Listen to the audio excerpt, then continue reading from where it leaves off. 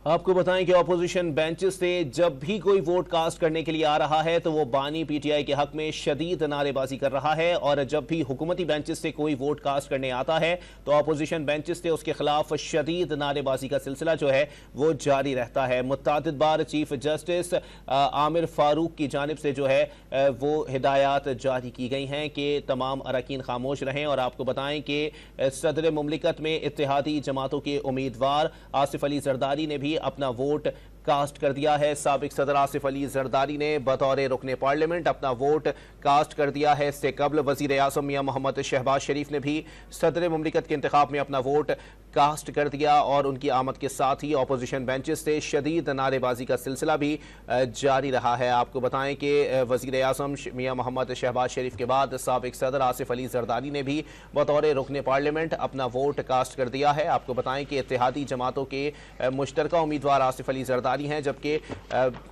हिज़्ब इख्तिलाफ की जानिब से महमूद खान अचकज़ई को सदर मुमलिकत का उम्मीदवार नामजद किया गया है।